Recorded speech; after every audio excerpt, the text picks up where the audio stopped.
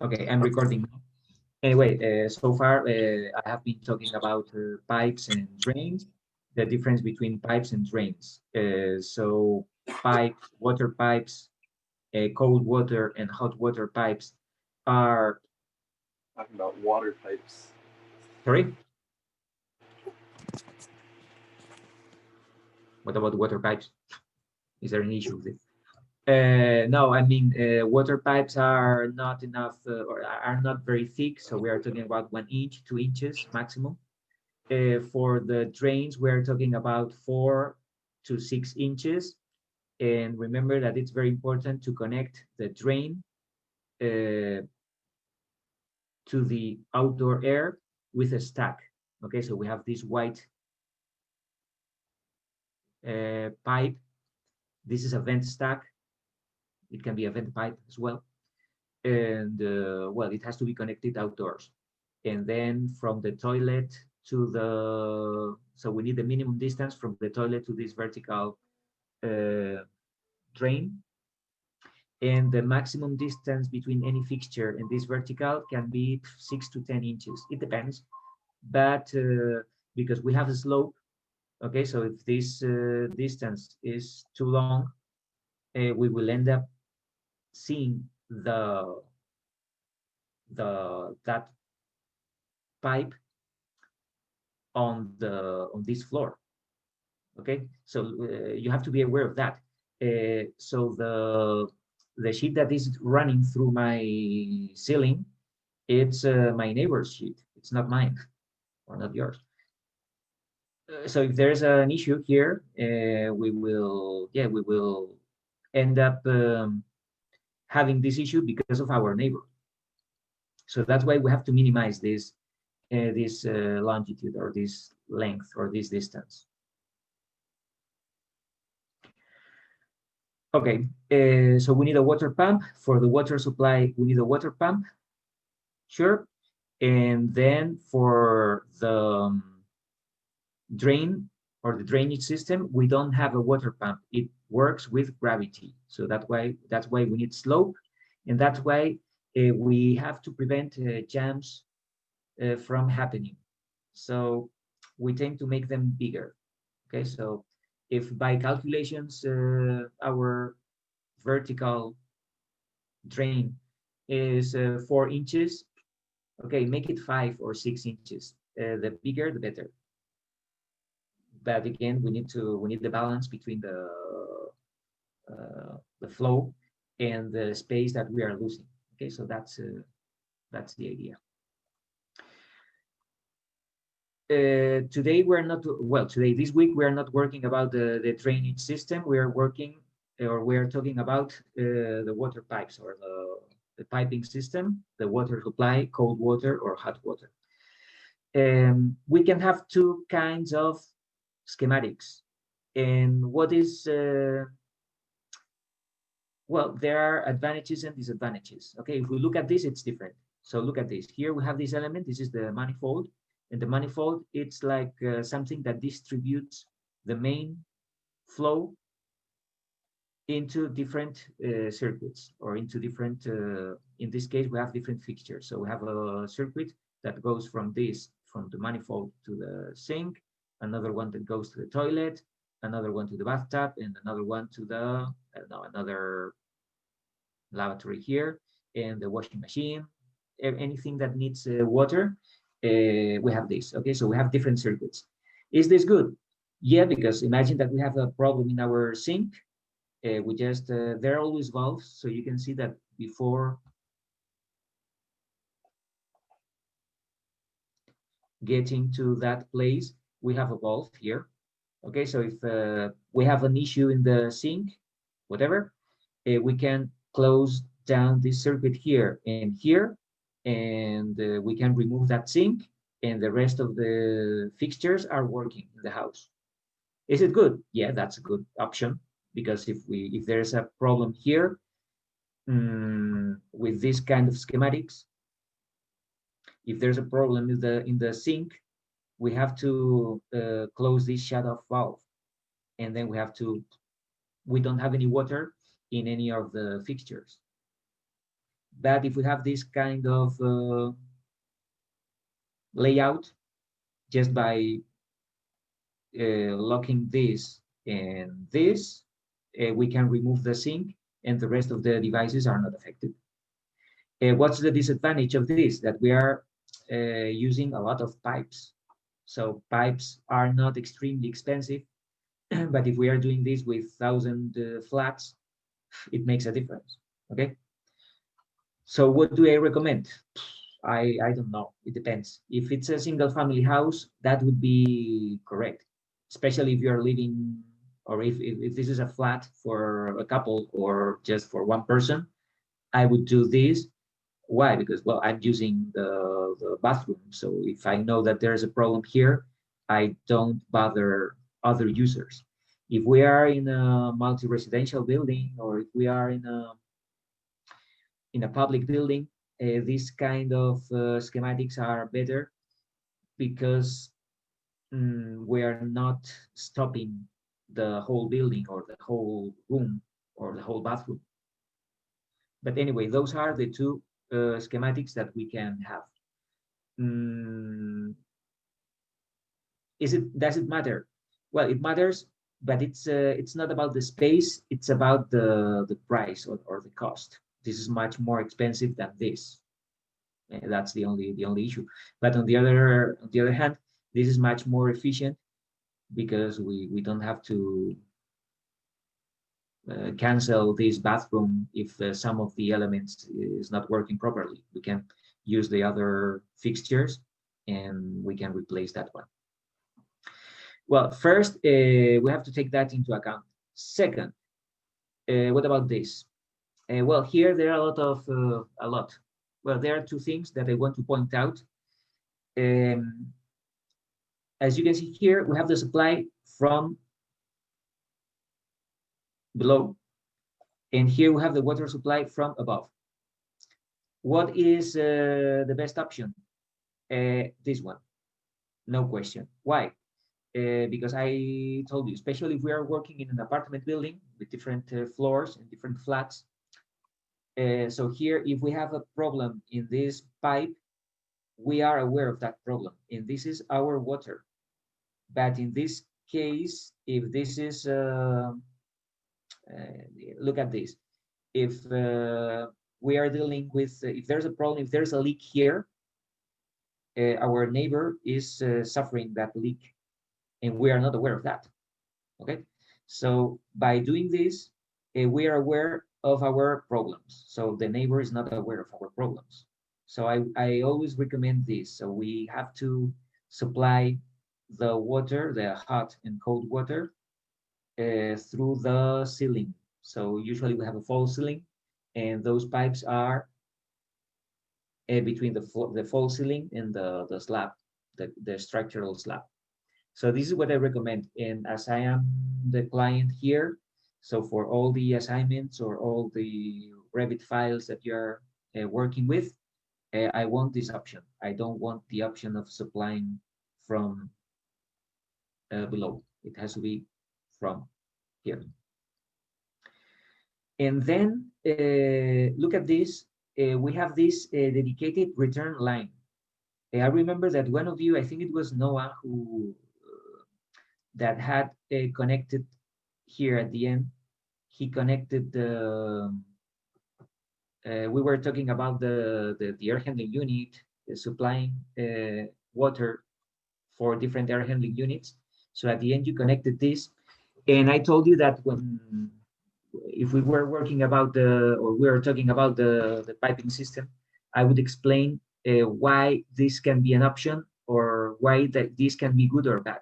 Okay, so I think it's the moment. As you can see here, this, by the way, this is only for the hot water. We don't have this for the cold water. Okay, so for the cold water, we have the pump. We can have a water heater. Okay, so through the water heater, we supply the hot water, and through this pump, we supply the cold water. And we have this return. So this and these are connected. Why? Well, I'm sure that you have experience. If you are taking a shower, you open the water, the shower, and you open the hot water, and it's not warm yet. Let's wait for a second.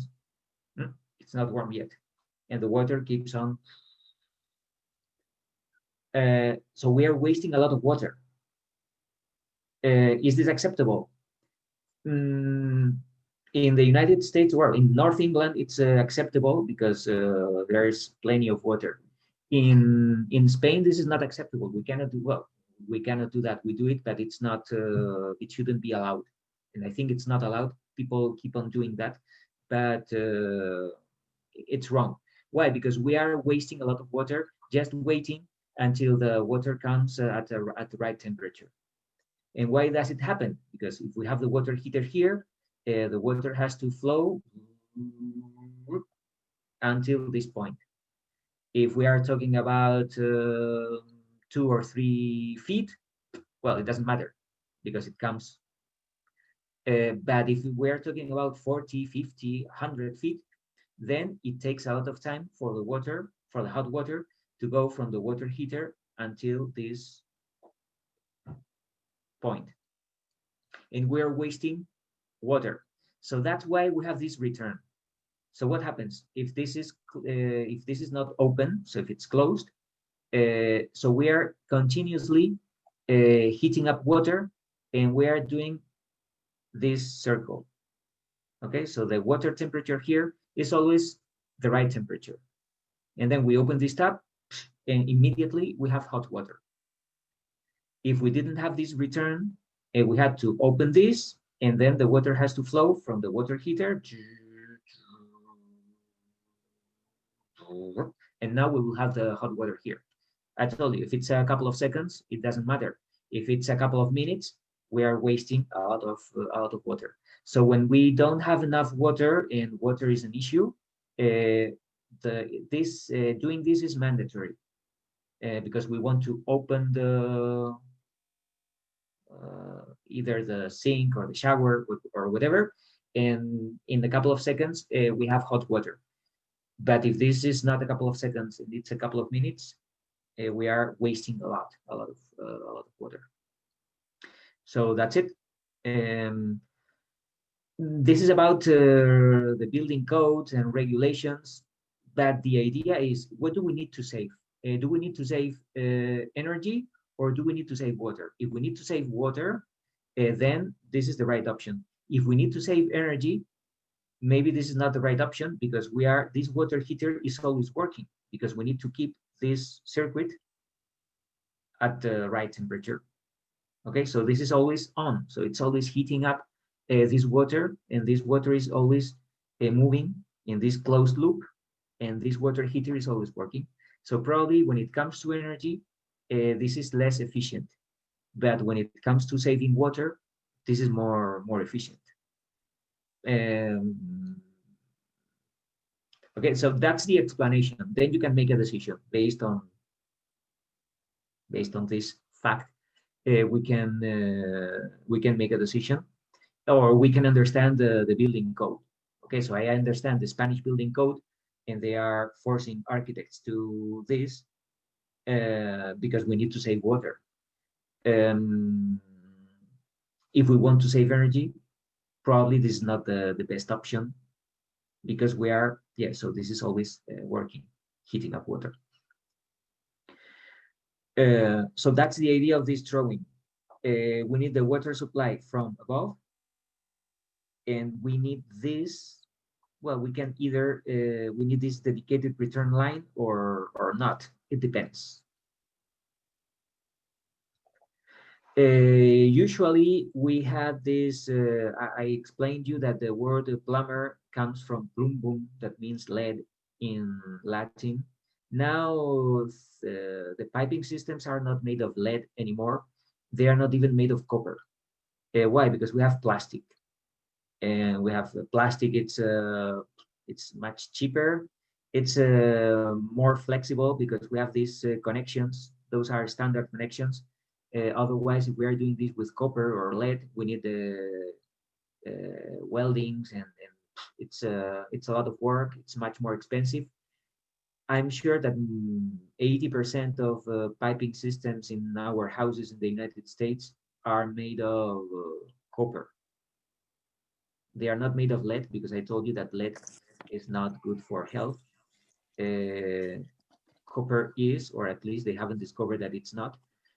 So 80% or 90% of these kind of piping systems will be made of copper.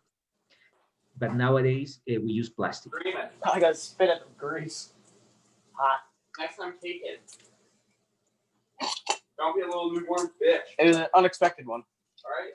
Shut the fuck up. When are you going home? Get fucking over it. I want you to go home so fucking soon. Get over it. Anthony, can you? Oh my gosh. Okay, I think he's muted now. Sorry. Yeah, sorry. Okay, so I'm telling you that plastic, it's a better option now, and we can have these nice colors, so we can understand where the cold water and hot water supply is. And as you can see, this is we have the rafters here, so these pipes are coming from the ceiling, so this is the right option here.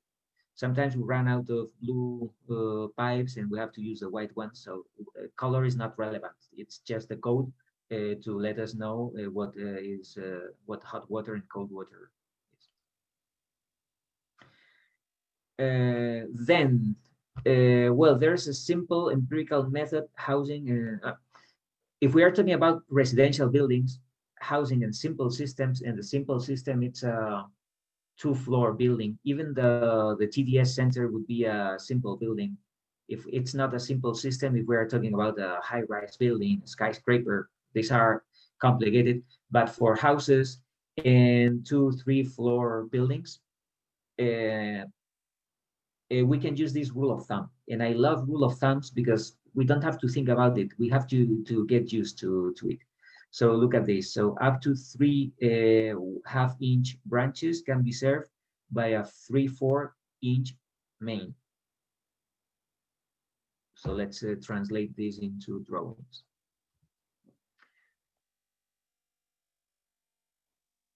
Okay, if this is a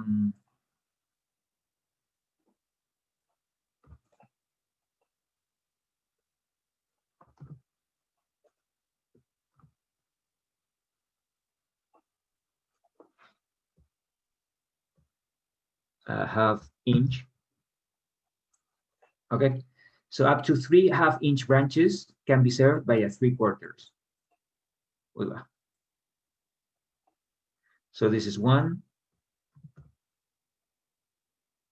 2, and 3.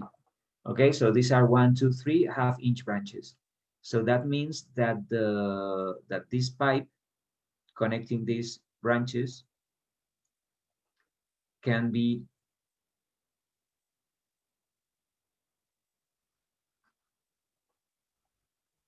3/4.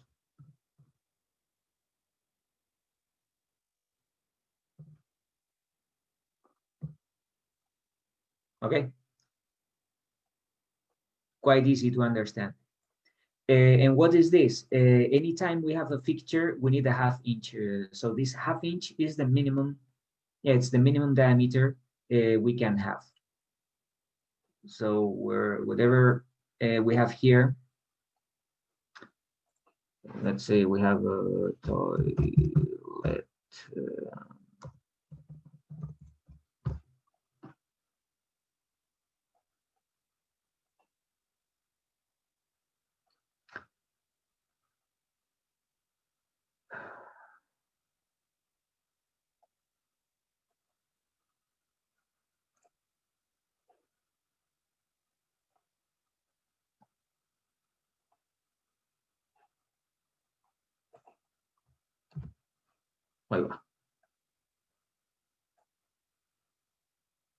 Okay, there you go. If we have a toilet, if we have a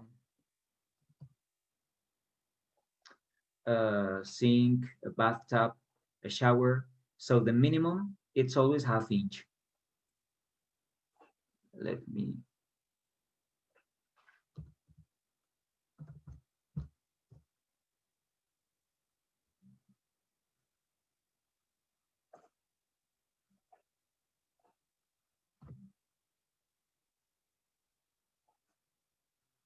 There you go. Okay, so when we have a fixture, the minimum diameter is 1/2 inch. If we have a bathroom with 3 fixtures, 2 toilets and or a toilet, a shower, and a sink or whatever, then this branch is 3/4. By the way, this is the water supply. If we are talking about toilets, we don't have a hot water supply. I think so. Well, yeah, we don't have. But if we're talking about these kind of things, we have a hot water. So we always have this, and we need to change the color here.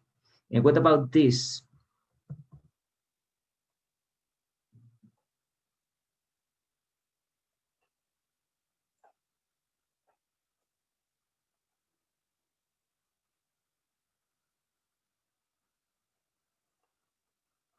Okay, that would be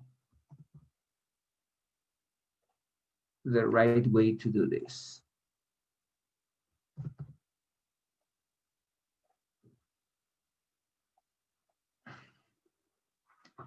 Okay, so here we need cold water and hot water supply. This sink or this lavatory or whatever, we need cold and hot water. For toilets, we don't need hot water. There are 3 1/2 inch branches, 1, 2, and 3. So this branch of cold water has to be 3/4, but this can be half because we have only 1.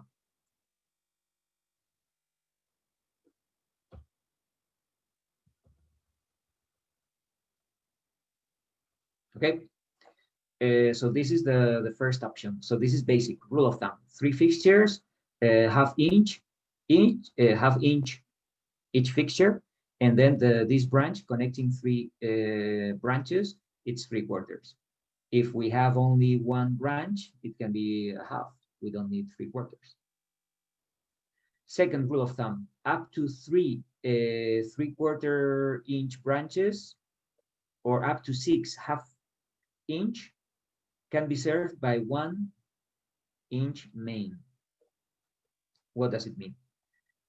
So it means that we can have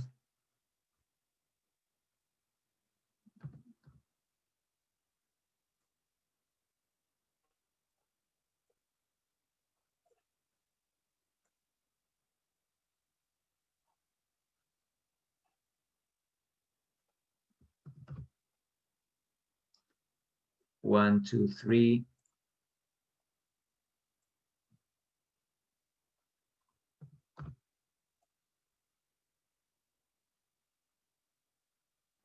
one, two, three, four, 5, 6.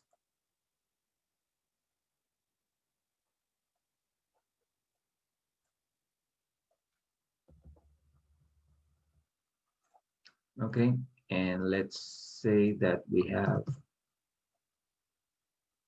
1, 2, 3,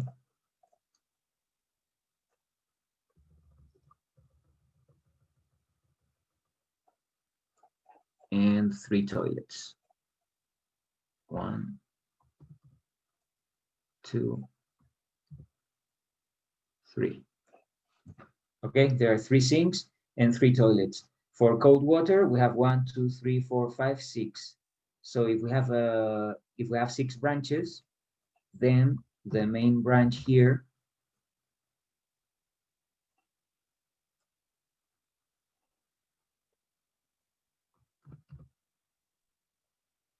this is 1 inch. Okay, what about the hot water? So for the hot water, there are 3, because we have 3 what's this, 3 sinks.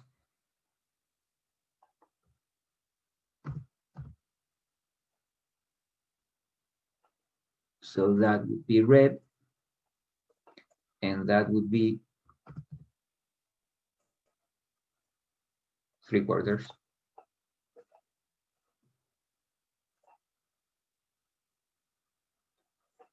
Is it clear? Okay, we have 6 branches for cold water. This branch should be an inch.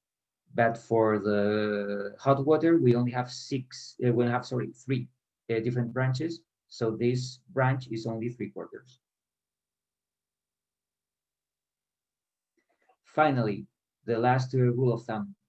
Up to 5 3/4 or up to 10 half, we need 1. This is not 11 divided by 4. This is 1/4 inch made.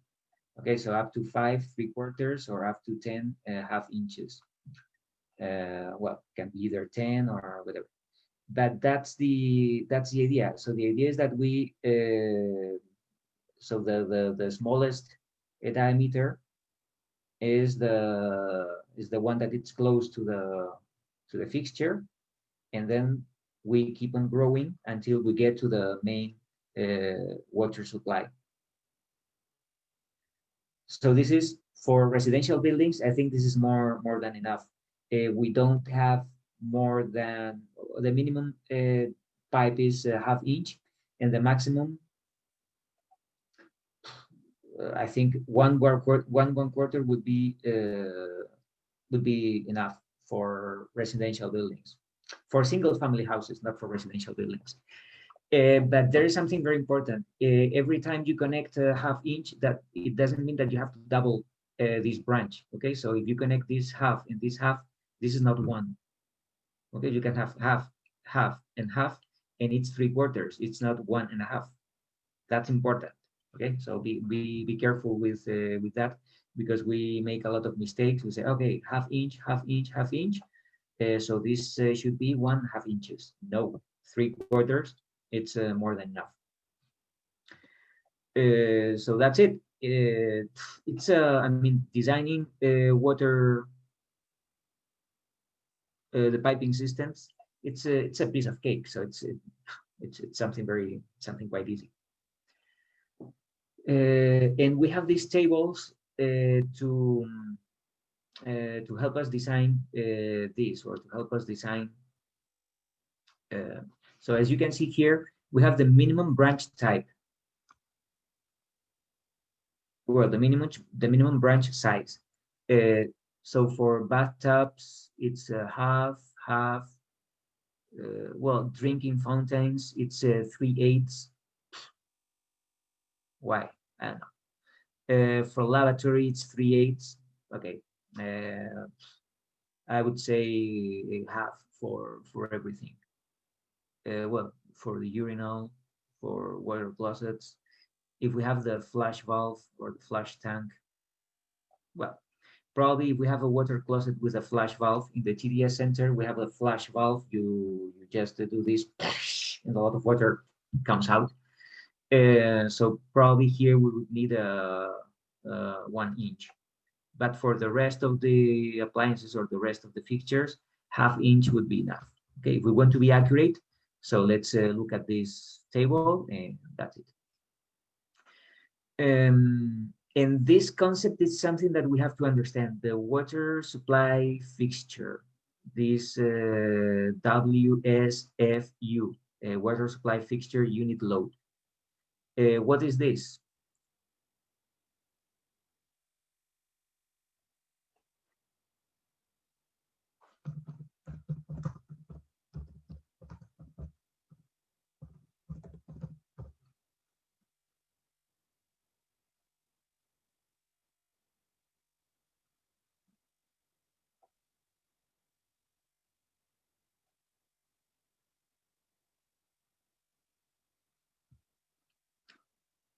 Okay, so this WSFU water supply fixture unit is the Uniform Plumbing Code UPC, and can be used to determine water supply to fixture and their service systems. What is the water supply or the water fixture unit? It's not a unit. It's not cubic feet per minute, or it's not liters per second, or it's the amount of water that fixture requires. And well, here we have different things. We have another table. So this is the branch pipe size, the bathtub.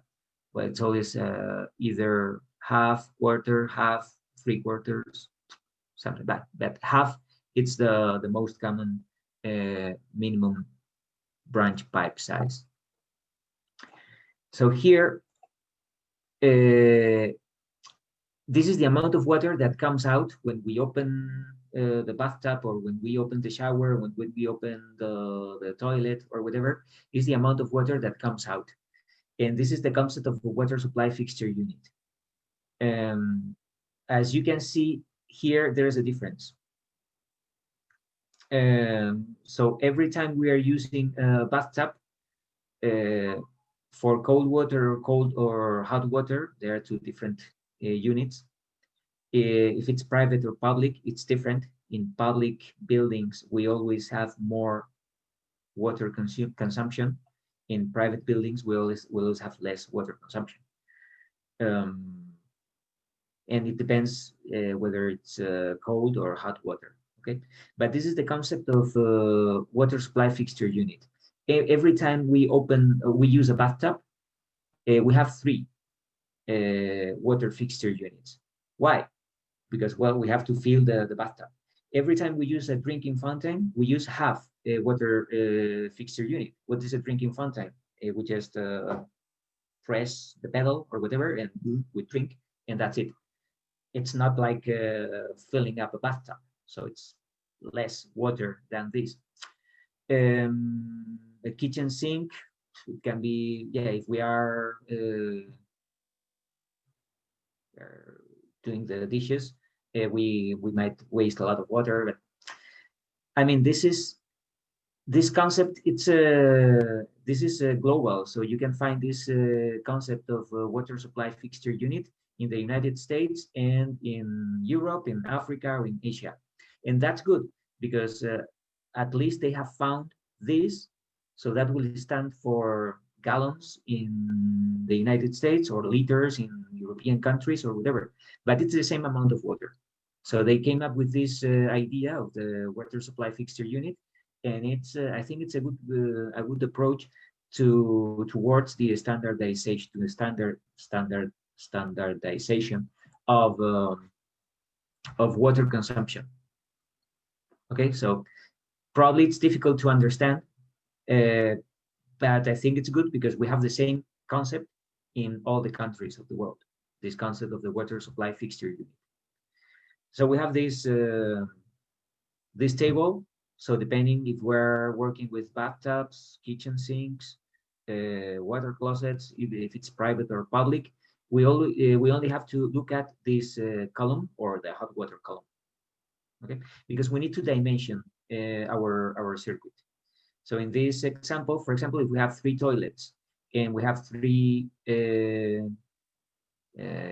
sinks, if we go here, if it's a private building, for this water closet with private and a flush tank, so this is 3 WSFU. So that would be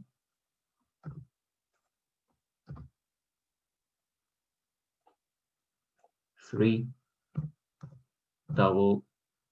WSFU. W.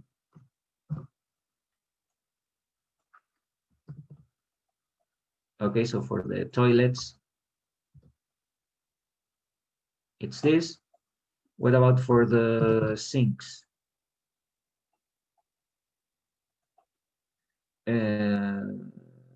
Let's say a lavatory, private, it's 3/4.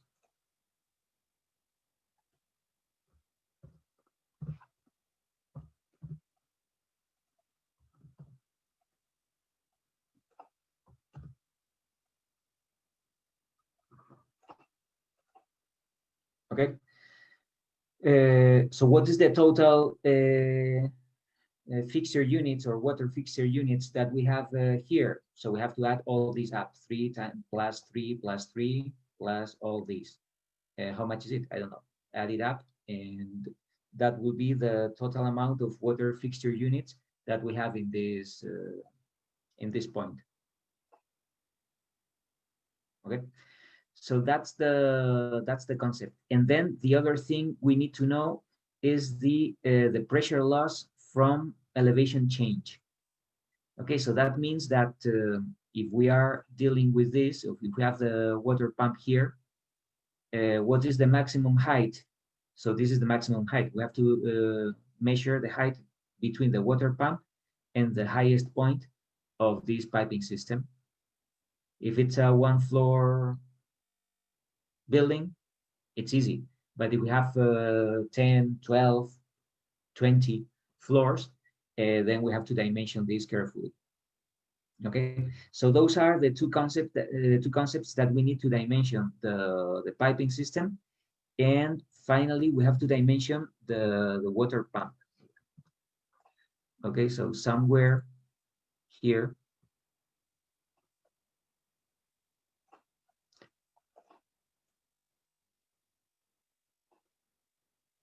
this is yellow. There you go. Okay, so we need to dimension the power